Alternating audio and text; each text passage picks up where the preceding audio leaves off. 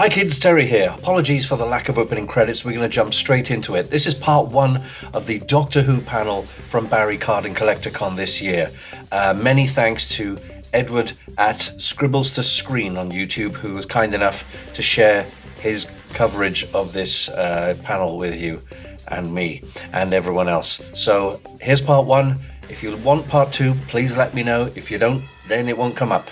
So enjoy, and I'll see you at the end.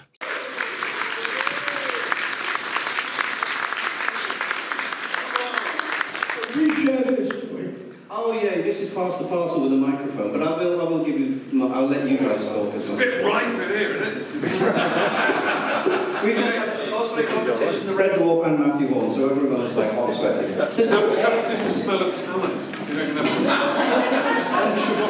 raw talent smells like that? Let's pick Eau de talent. We'll pick teams. Teams? Okay. Yeah. I pick one, then you pick one, then you pick one, and then they will fight. You'll be never invited to Wales again, you start. Anyway, we will be getting a lot of questions from you guys. I know you guys and girls and everyone. No, they won't. Yeah, They'll they sit there will. going over and over. I'm trying to be a professional. You railing me up step away. Speak up, can't hear.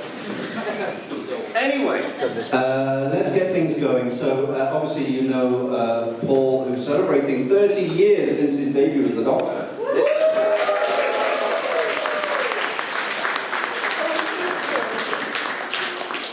30 years. Only 30. Only 30, I know, yeah. Maybe only 30 to you, pal.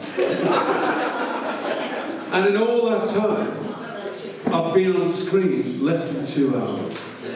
Yeah, but also, your character has had more big Finish audios and books and canon and non-canon stuff. Who wants the Paul McGann miniseries from the BBC?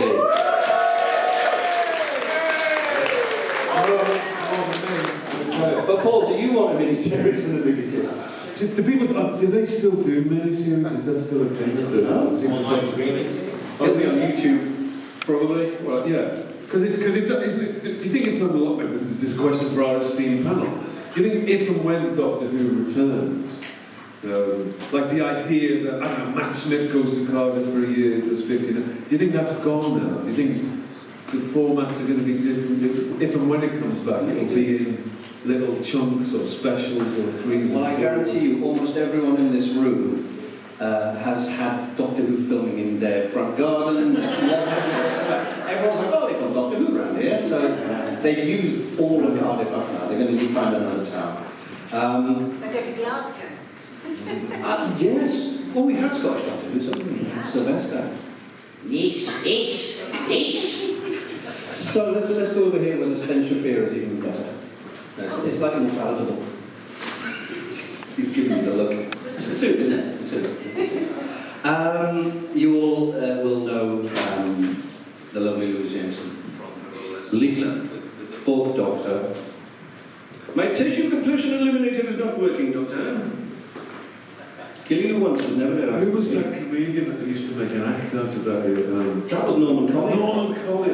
Norman Colin. But that's been happening all day. It's just you It's a lost art, that is. But you, Louise, was also, after the Doctor Who tenure, was, you were in a series called Tenko. Anybody remember Tenko? Very good coffee. Tenko. Yeah. And after that, as Rosa DiMarco in EastEnders, Becky's mum. More people remember Tenko, I think. Bergerac and Emmerdale. Yeah. Can you tell us a little bit about your time getting cast and everything as Lisa? Getting cast as Leela, they saw 200, they really put me through my paces. They saw 200 young women, and then that was reduced to 60, and then down to 10, and then down to 3, and then down to me, and I got it, yeah. And Pennant said he gave it to me because Tom was asked if he would like to come and help cast Leela, and he declined. Because he didn't really want a companion, he wanted a cabbage.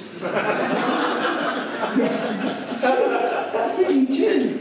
He used to say to houses, how about just have a cabbage on my shoulder?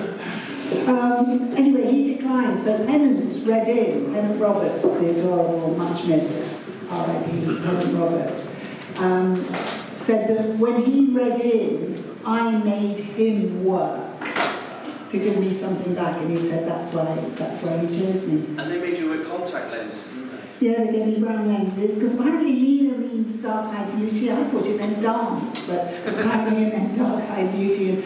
And Philip didn't think that you should have brown skin and blue eyes. They would never cast me now, would they? They would get someone with a heritage that with the right skin colour. So it was an hour and a half in makeup.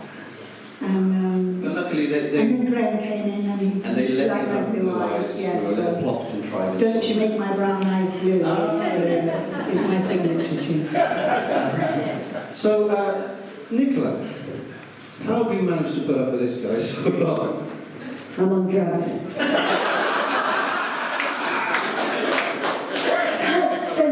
Colin. And thank you for sharing them with me. You're welcome. I'm always generous. But, you know, you got cast, and the story is, I don't know how true it is, It's all nice. that your American accent was sort of kept a secret during the audition or for a while? Yeah, I never knew. Oh, what you mean is my British accent was kept secret. Absolutely. So no, they were casting an American, and you know, prejudice moves back and forth. And at this point in time, prejudice was, we don't want an actor who can act. We just want someone who is authentically American. I get so bored by those things. Our job is to be different. Our job, you don't have to have someone authentically from somewhere being something to portray the person. That's just rubbish. Our job is to act. So, anyway, I happened to be in drama school doing an American score of No No No Net, playing American. And William Hartmore's son-in-law was in the audience because he was an agent, and he wrote down one American because he thought I sounded genuine. He thought I genuinely was an American. And it was only 3 weeks later that on his desk, he was particularly interested, since William Hartmore was his father-in-law. He said, Dr. Who, and he thought, oh, I know someone who'd be good for that. So he contacted me, thinking I was American, and then after a bit of a mess up, because I thought it was a friend playing prank, so I hung up on him. Well, that was a perfect storm of coincidence as well. It was, absolutely. A little bit of magic there with the connection to Lots of reality. magic. I didn't even know that. And so he said, well, look, I still think you're right, even though the description of Perry was tall, blonde Californian. Nope, none of these things. He said, I think you're the right character for this. I think you can play this part. So would you just go in and sound like the character that I saw you play in No No No Net, and we'll just see what happens. Right. If you get a job, I'll be your agent. If you don't, I won't. Got nothing to lose. I was out of drama school 2 seconds. I thought, if they like me, I might get a little part in this. You know, dine before the credits. You know, one of those things. I just thought I might get a little job. I didn't actually think, oh, I'm going to get this. Until like audition number 5, and I thought, okay, this is starting to get a bit scary. Yeah, and they were flying people in from the States and Canada. That's worthy of a round of applause. Isn't it?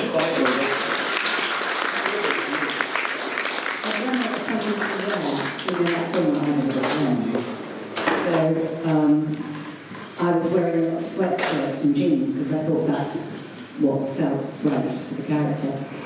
Not what I ended up in, but and then the 5th audition. There's a big story in the middle, but I won't bore you with all that. Where I didn't have my equity card and I had to get that because they said we're down to the last 2. But then I went in for the final audition, and it was just John Liverton wanted to tell me in person that I got it because I just want to see your face when I tell you. So yeah. So let's talk about the illustrious Mr. Baker here, who was bringing 60 back, as Justin Timberlake used to say. And everyone knows, I'm preaching to converted here, basically, but you were in Doctor before you were cast as the Doctor, as Commander Maxwell, wasn't it? I was. So how did it, was it directly after filming that part that John Nathan Turner spoke to you, or did you find out a lot later on? Well, when I was playing Maxwell, John Nathan Turner came to they used to, at the end of a week's rehearsal, we do a run for the producer and the technical crew in story order, so that they knew, what the finished result was supposed to be. At the end of which, John Nathan Turner came over to me and said, "What's this programme called?" I thought the man's an idiot. I said, "Doctor Who." He said, "Oh, it's not called Maxwell then." Ah, I see. And I said, "No," sensing something was coming. He said, "In your scenes with Peter, you're playing as if you're the main character." And I said, "Well, that's up to him as well, but Maxwell thinks he is. In Maxwell's life, other people are incidental. Absolutely. Like, whatever part you're playing, you are the centre of your story." And you got to choose Peter Davison, didn't you? So, could you leave a little room for Peter? In so many words. And I got the drift of his message and adjusted accordingly. But then, some weeks later, I got a phone call from John Nathan Turner inviting me for lunch. And he said, "Oh, Peter's leaving." And I said, "Oh, that's interesting. Who's taking over?" And he said, "Well, I hope you will." And that was my audition. And I didn't realise at the time that's unusual. I've heard stories from other people who've done countless screen tests and auditions. I've got very few jobs in my life from auditions.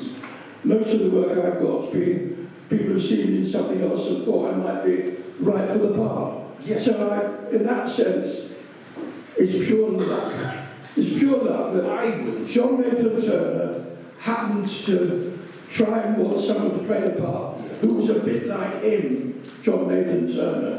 I think that was what was going on, really. Because John would love to have played the Doctor. Yeah. And he saw me as the next best thing. Excellent. Just guessing. Do you think there's any truth in that, possibly? I've never seen it like that, but I think, you're not alike. But I can see how you could at some point play him, for example. Yes. You could be cast as him. You're not alike. Can I just that thing of when I played Bianca in The Taming of the Shrew at the RSC, I got called in to say, "It is the taming of the shrew, it isn't the taming of Bianca." But for similar reasons. And then later went on to play, slightly more commanding roles with us. So maybe it's a good thing to get in there and be noticed. But in a way, even if you're bringing the cup of tea in and serving it, you are the centre of your own world. So you need to be self-contained and feel important, feel you're contributing. Well, there you go. If there's any up-and-coming actors and actresses or whatever in the audience, chew as much scenery as possible to get noticed. No, you're absolutely right, isn't it? But I get asked quite a lot by young would-be actors, got any advice? And after years and years and years, I say, be lucky. Because I know how luck has played such a huge part in my career path. And I think every other actor, if they're honest, will say the same thing. There are times when the fit between you and the role, by chance, coincides with a director, a producer, and anybody else who's involved. And they all think, yeah, that's the one. But luck is opportunity meeting preparation. Yes. So you... Be prepared, be yourself. Paul, you obviously made your entrance into Doctor Who in a slightly different way after the 1989 cancellation. Everyone knows this, I don't know what I'm saying. But I saw the list of people who were being considered to play the Doctor for the 1996 movie. And how did you get notified of the role and that kind of thing? Well, you think it was different, but it wasn't. It was a big audition, and that was quite unusual. Yeah.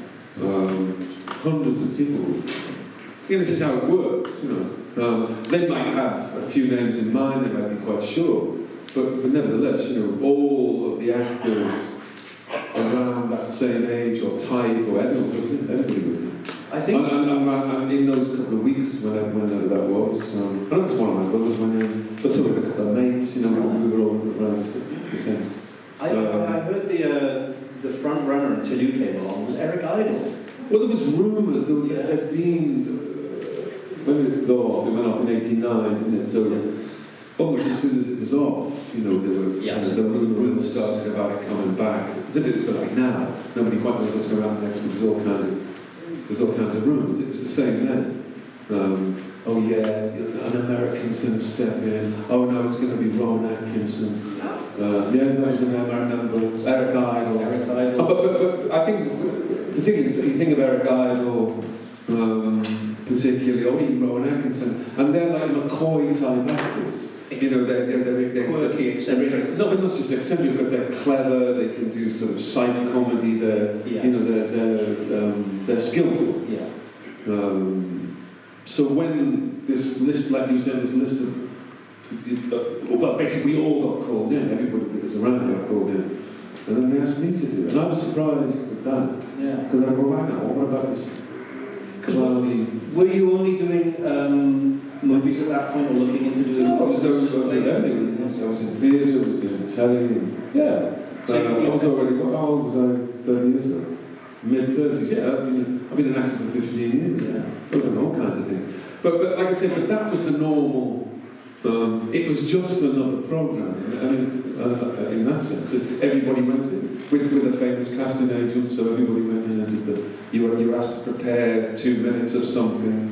I know now you can see them they're on YouTube, aren't they? You can see all the auditions. They posted people's different auditions. So we would all have done the same thing. For the same duration, in a line of people. I went in, I come out, a mate of mine was waiting to go in, and my brother might be there or whatever. That's how it works. Yeah. And most of you are there just to make it numbers. Again, that's how it works. They've usually got a kind of idea, and they're already talking to somebody's agent about, if they've got a name or 2 names, and. But nothing that we weren't used to, except I didn't think that I'd be asked back. I certainly didn't think that I'd get offered it, because I wasn't there at all. How did you find the entire filming of the entire movie? There was so much. Quick, 6 weeks, there was only one episode, wasn't it? It was 6 weeks, which is normal. We went to Canada and we shot it. No, that was it. Yeah. There was a kiss in the middle. Yeah. That There's a little bit of CGI, which felt very cutting edge. But that scene where something comes out of the master's mouth or something, there's that really early CGI. For the most part, there wasn't any. So in effect, what you see is, like the TARDIS, for example, there's no CGI. They built that thing. Yeah. To actually build that thing out of wood and steel. And presumably flat pack it, stick it away in the warehouse at the end of it. I think it's the TV movie. I'm sure there's not anybody in here who's not seen the TV movie before. It's aged really well. It's still really good. I think next time we meet, I think we'll have more of an opinion. I think this is a restoration about to come out. Okay. Tomorrow, I'm at the BFI tomorrow. They're going to show this new 4K thing. It wasn't until last night that I was in Birmingham last night with a clever bastard called Matthew Sweet. You probably know what I mean. He's always the cleverest boy in the room, right? But anyway, he was. We were doing this thing in Birmingham where they were showing this new 4K thing, and Matthew explained to me, because I'd assumed, like maybe most of you might assume, that this 4K thing would be simply a restoration of the TV program that they put out. No, that's not what it is. What they did is the people that are responsible for it got in touch with Fox, who had the original negatives, the 35mm film itself, persuaded Fox to part with it for money, obviously. Fox weren't that interested, but anyway, they got the negative out of them, and they've since restored the negative, shot by shot. So it's a film restoration. It's not like, as opposed to say, let's clean up the TV transmission everyone's doing. No, even I hadn't twigged that until last night. And Sweets go, no, you don't. It's a proper restaurant. So it's going to look, and I saw a couple of minutes of it, and it looks gorgeous.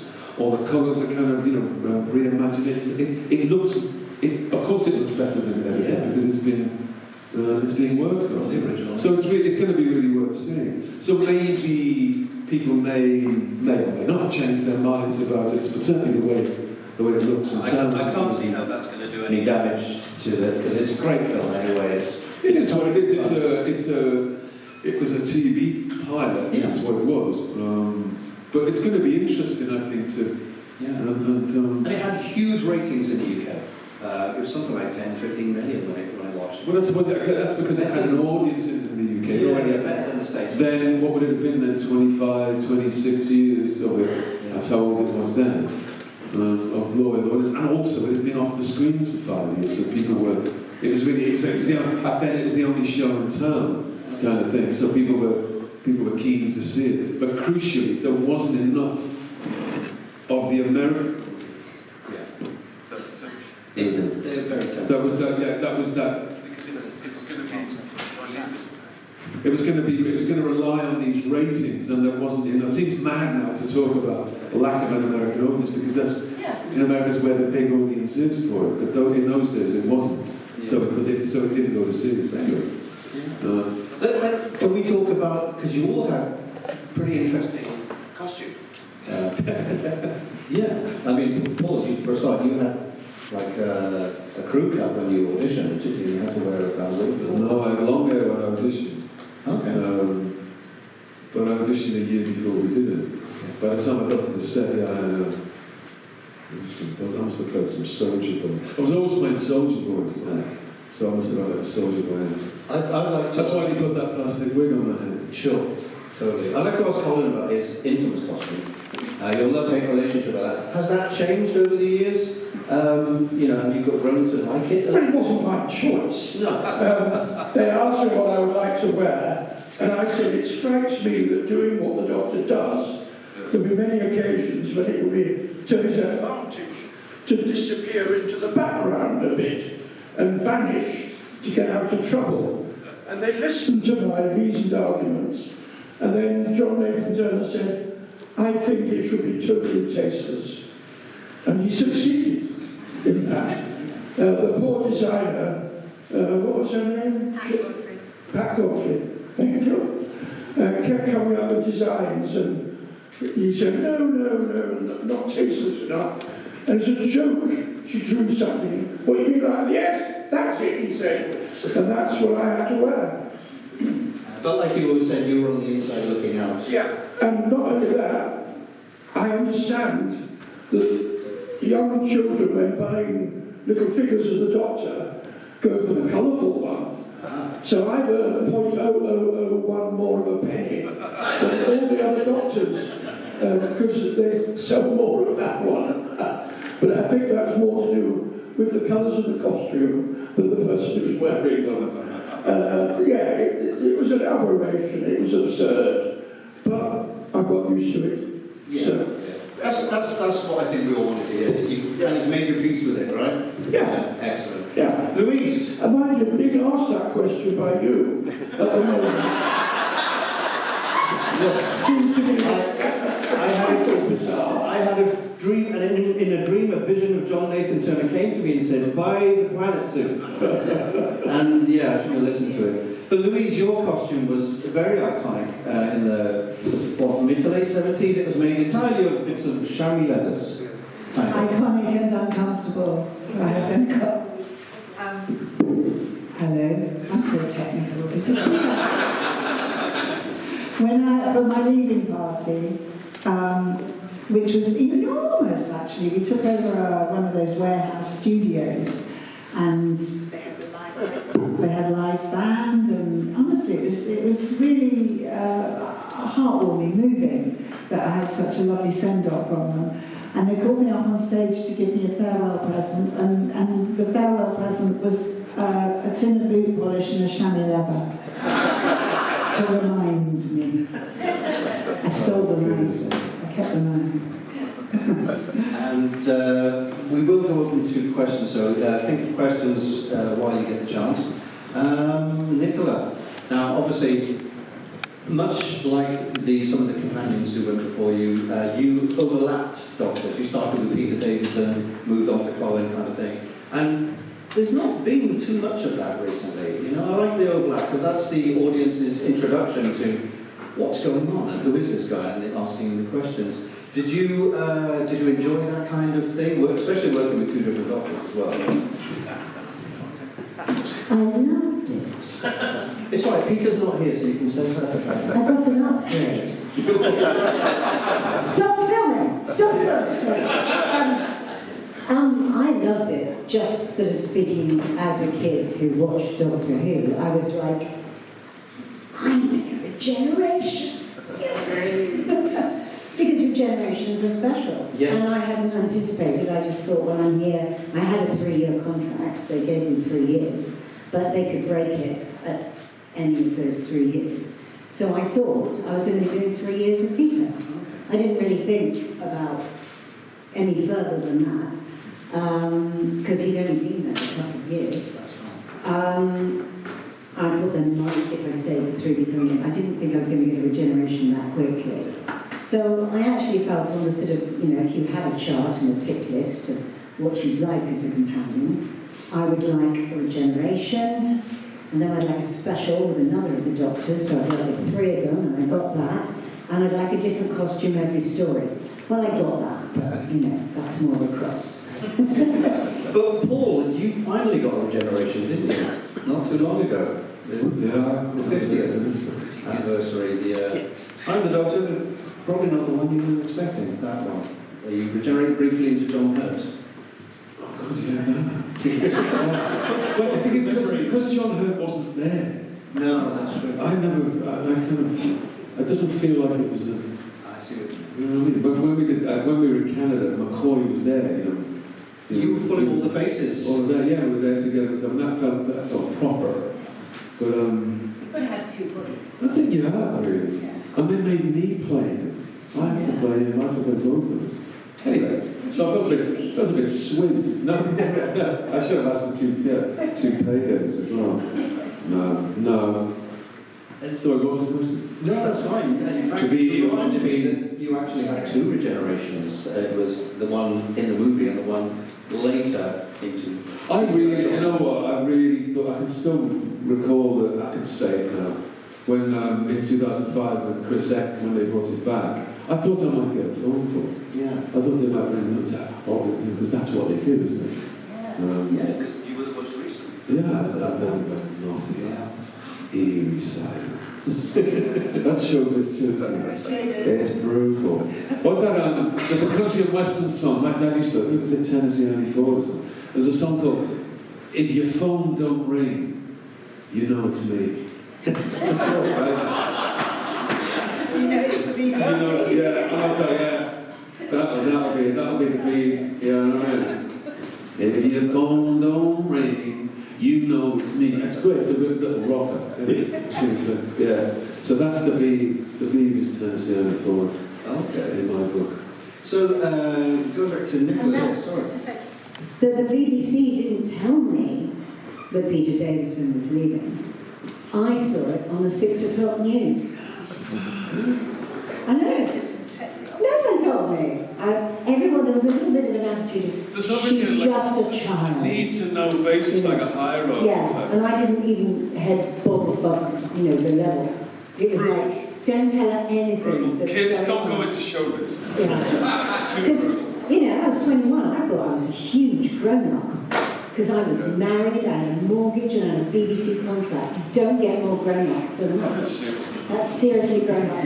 And I had a plot where I could be buried, and I had a pension. So how grown-up is that? At 21. I screwed it all up later, so don't worry. But at 21, I thought I was incredibly grown-up.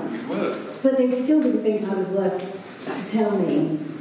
And then they realised it was out on the 6 o'clock news, which of course they realised.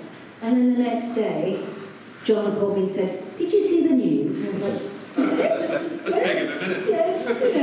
And he said, "Oh, well, yes, sorry, I didn't mean to tell you." But yes, I'll introduce you to our new doctor soon, and then I met you at the press call. I was going to talk about that because, Colin, when you were announced as the doctor, you did the press call and the photos with Nicola, and you had a nice light grey suit on with pinstripes, straight off the Brothers, apparently, wasn't it? And I was like, this is what the doctor should be wearing. Agonised phone call. I think the reason you probably weren't told was because it had leaked, and they desperately put it out at the same time as the leak, and then had to go and tell everybody. Because I'd known for a couple of months that I was taking over, and had been as discreet as I told my wife, and that was it. I hadn't even told my agent. Who kept saying I got work for and I don't want to do it, because I knew what I was doing. And I got a phone call from John's office saying, we sent a taxi, go straight to wherever it was because it's out, and we're doing a problem place. So whatever I was wearing at the time, I turned up in, because when I got up that morning, I didn't know it was happening. Was your agent Wendy at the time? No. Oh. I was going to say, you can't have Wendy. I think you can't keep that from her. No, she was. Okay. No, and he didn't mind. I mean, and in fact, maybe I did tell him. I can't remember now. I think I didn't, because he said, don't say anything. And I didn't know. Okay, so that was part 1 of a 1-hour panel. If you do want to see the next part, let me know. Again, thanks to Edward at Scribbles to Screen on YouTube for sending me the footage. Amazing job, you know, it brings back memories already. So if you do want to see the next part, or maybe, you know, the rest of it, let me know in the comments. And I will see you on Tuesday with something, probably Dalek stuff, okay? Take care now. Bye-bye then. Now, what do you have to remember? You have to remember to like and subscribe to Terry Cooper's YouTube channel, because it's so good.